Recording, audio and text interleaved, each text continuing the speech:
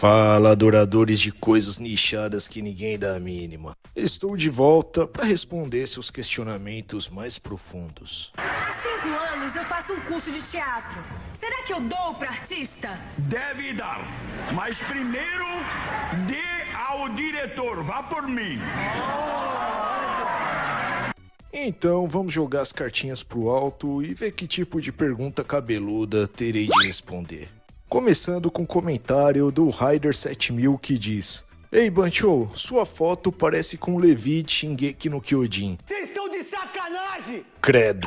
O cara ofendeu a foto de perfil do canal. Tá, eu sei que eu não desenho lá essas coisas, mas obviamente isso não era pra ser o Levi de Shingeki no Kyojin. Eu apenas me desenhei imitando na cara dura o traço de Masanori Murita, o criador de Rokudenashi Blues, um mangá de delinquentes, o que tem tudo a ver com a identidade do canal, que tem Banchon no nome, né? E a arte de Morita é primorosa, além dele ser conhecido por seus personagens com expressões faciais super expressivas. Bem diferente do traço delicadinho e mais do mesmo de Shingeki, né?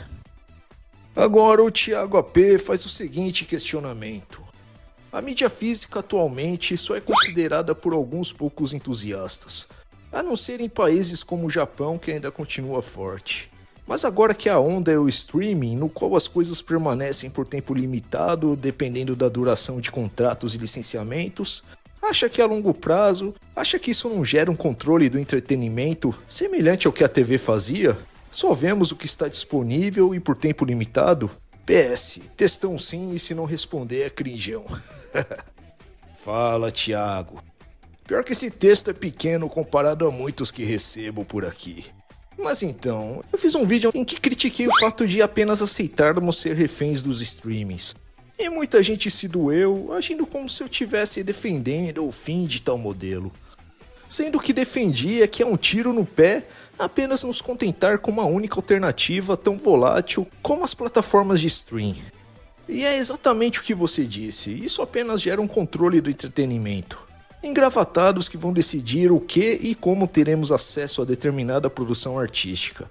Apenas teremos acesso àquilo que eles considerarem conveniente e pelo período de tempo que lhes for vantajoso, além de eventuais censuras e modificações feitas meramente para não ferir seus tabus. Sem falar que ter os streams como única forma para ter acesso à produção artística é péssimo para a preservação histórica de tais obras. Os engravatados estão cagando em preservar. Eles não se importam se centenas de obras apenas desaparecerão para sempre, desde que o público esteja com seu cabresto consumindo aquilo que eles dizem para consumir.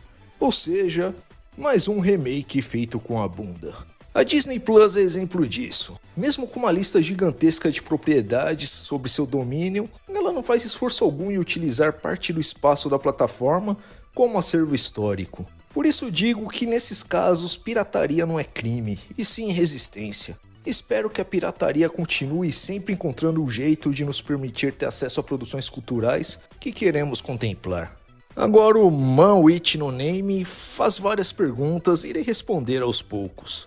Ele começa dizendo que abriu os olhos dele quanto a Power Rangers, que até Zyuranger, que é uma série fraquinha, é melhor que Mighty Morphin.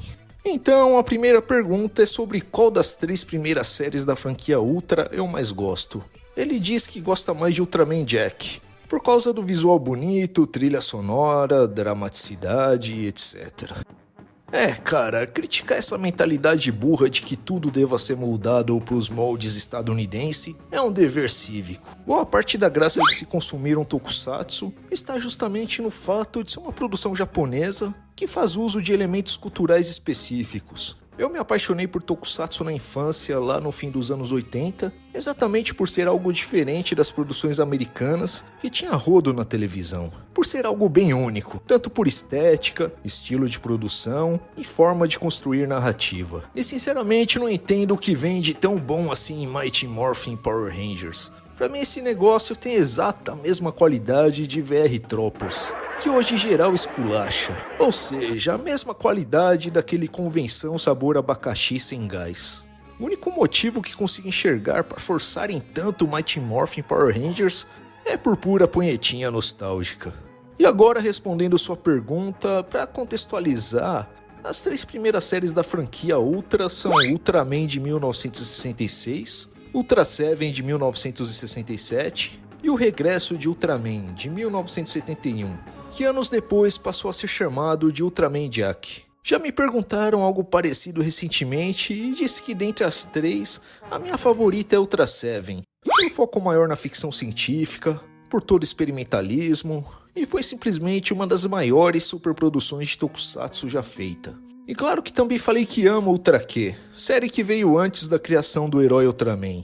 Aliás, até curto mais a proposta de Ultra Q do que dos heróis Ultra. Agora sobre o regresso de Ultraman, que é a sua favorita, essa é justamente a que menos gosto. Concordo que a trilha é muito boa, tem episódios cuja fotografia é pura arte, tem alguns episódios memoráveis, mas no geral achei o pior roteiro. Realmente me incomoda muito essa ideia deles simplesmente matarem um monstro porque sim.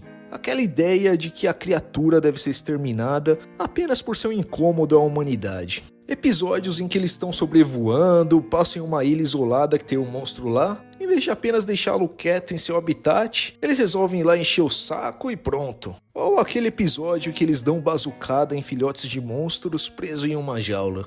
Regresso de Ultraman foge completamente do senso crítico de séries anteriores de Ultraman, ou até os filmes de Kaiju Eiga como Godzilla e Mothra, que inclusive tiveram envolvimento de Eiji Tsuburaya, obras que costumavam fazer críticas ao egocentrismo humano. Por essa razão eu gosto mais de Spectreman do que Regresso de Ultraman. Agora o Afiroso pergunta: qual a versão de abertura de Dragon Ball é a melhor? A do SBT ou da Globo? Comentário que ele fez no meu vídeo falando de programas infantis que botavam a TV Globinho pra mamar. E claro que a resposta é a abertura do SBT. Ritmo transante, o vocal bem superior e a letra que, mesmo não sendo uma tradução da original, ainda traduz o sentimento de aventura, de uma jornada desbravando o desconhecido e contemplando as maravilhas do mundo. Indo de encontro ao dragão, confiante nos desejos de vitória, certo de que nada foi em vão. Aliás, acabo falando sobre essas paradas nos meus vídeos sobre as melhores aberturas BRs de animes e no vídeo sobre as piores.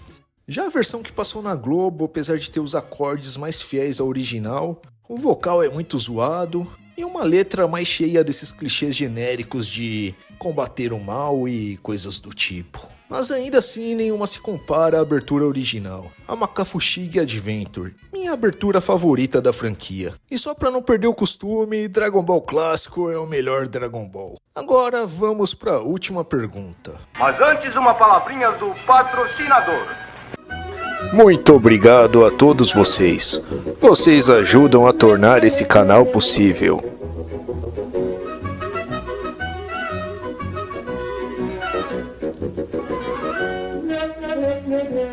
Agora é a diarreia em forma de comentário que o Tucano Polar fez no meu vídeo de review do mangá de Kamen Rider. Acho interessante alguém pegar uma série de tokusatsu e fazer uma HQ com traço da DC, da Marvel. Esses heróis merecem ser tratados como heróis de verdade. É, né? Ler uns absurdos desse é o preço que se paga por ser alfabetizado. Pra começo de conversa, não existe herói de verdade. Seja no tokusatsu, o heróizinho da Marvel e DC, todos eles são de mentirinha. Mas então, segundo a sua lógica, para ser considerado o herói de verdade, tem que ter gibizinho com estética padronizada de herói americano?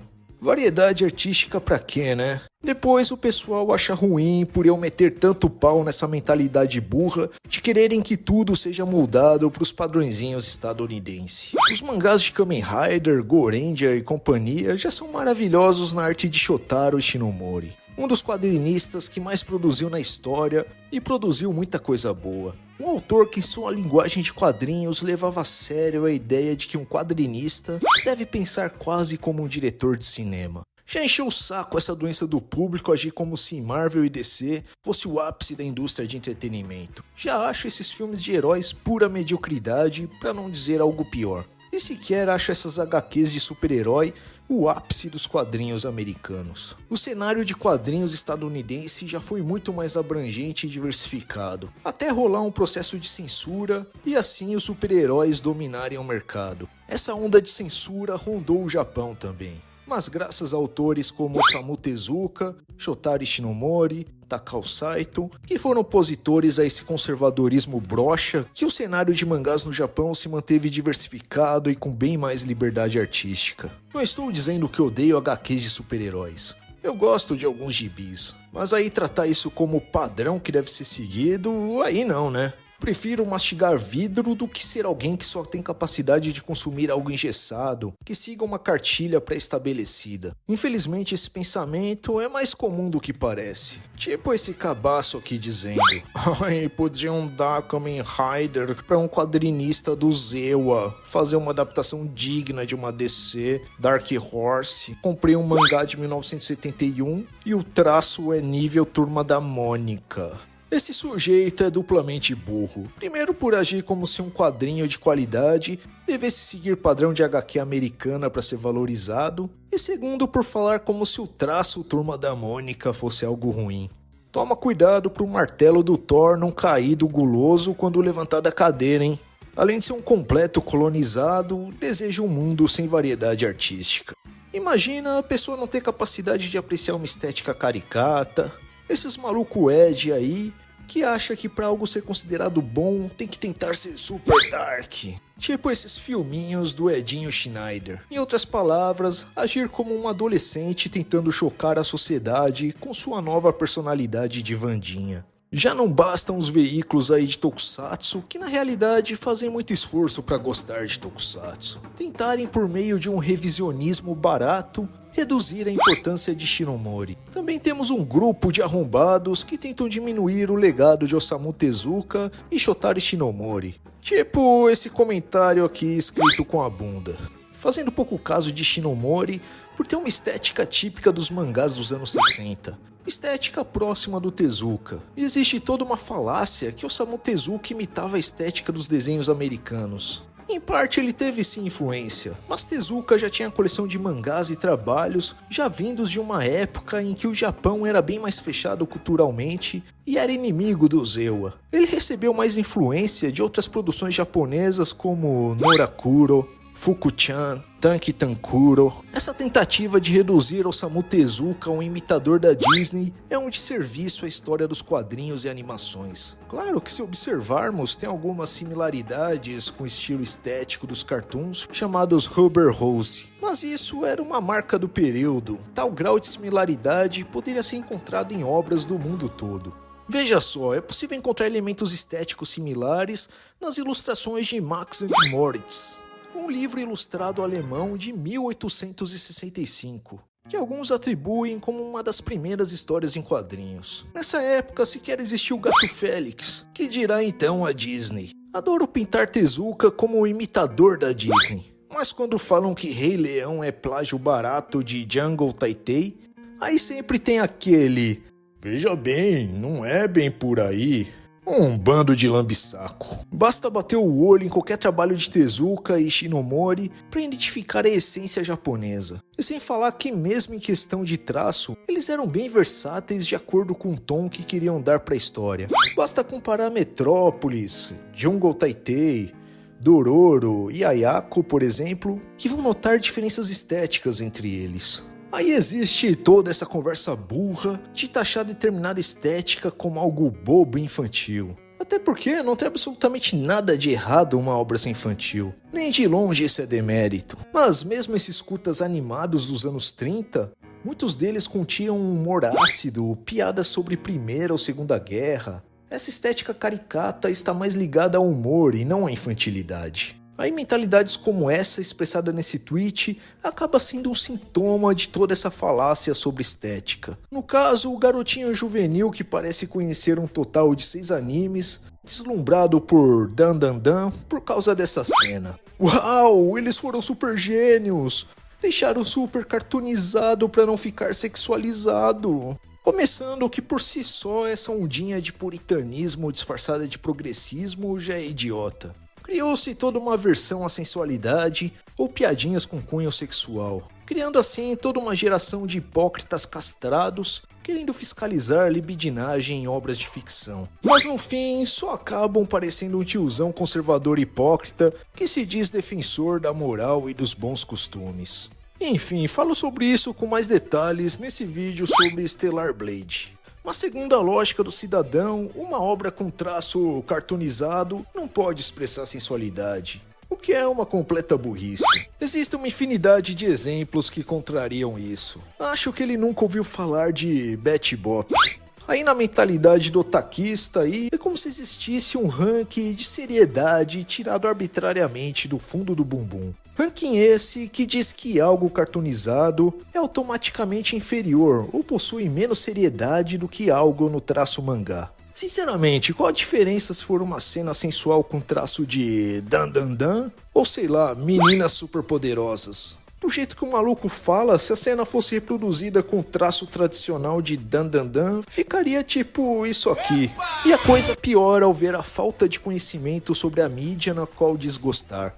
Falando como se a cena em si fosse um traço à parte, usando o termo cartoonizado para descolar da estética anime, sendo que a cena em si continua tendo o traço anime, apenas mais caricata. Aliás, recurso esse usado em diversos animes, onde mudam repentinamente o traço para ficar mais engraçadinho. Ou seja, a cena foi feita assim apenas para expressar humor. Há poucos segundos atrás eles estavam com as mesmas vestimentas ou falta delas, mas desenhados normalmente. E o que falar então do primeiro episódio onde a Momo estava apenas com roupas de baixo, aprisionada na nave espacial, com aqueles ETs inspirados no alien Dada de Ultraman, querendo passar sua piroca metálica nela. Isso é conversa de quem acha que estilo mangá se resume a uma estética pasteurizada pré-estabelecida, sendo que na realidade é um estilo versátil e bem variado. Segundo a lógica dessa gente, Doraemon, Shin-chan e Dr. Slump não são animes, né? Sobre essa falácia da estética infantil, o exemplo que dei de Max and Moritz, ao olhar essa estética, capaz de rotularem como algo infantilizado, mas na realidade é uma história trágica. E pega obras de Shotaro Shinomori, que adorava fazer o contraste entre o heróico e grotesco. Histórias muitas vezes melancólicas, que refletiam sua visão pessimista de mundo. Fazia ferrenhas críticas políticas, ou o próprio Osamu Tezuka, que abordava assuntos espinhosos, críticas sociais, temas profundos e filosóficos. Em Dororo, onde não retratava os samurais como algo descolado como costumam fazer na cultura pop, mas sim como assassinos que oprimiam os humildes, mero cãezinhos de senhores feudais, mostrando toda a miséria, fome e caos do período.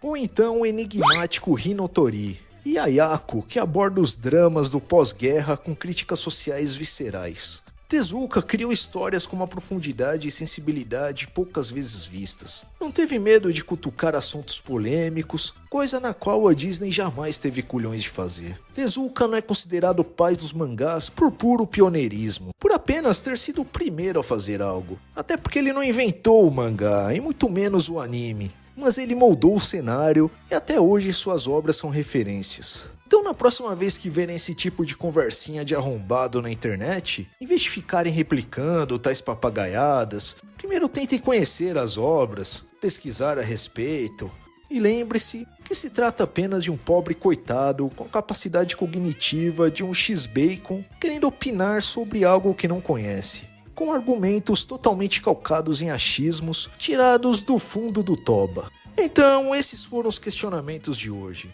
Se por um acaso gostaram dessa bagaça, metam Rider Kick no joinha, se inscrevam no canal, e por que não mandar esse vídeo para aquele seu amiguinho que adora reduzir a importância de autores como Ishinomori e Tezuka. Até o próximo vídeo. Foi!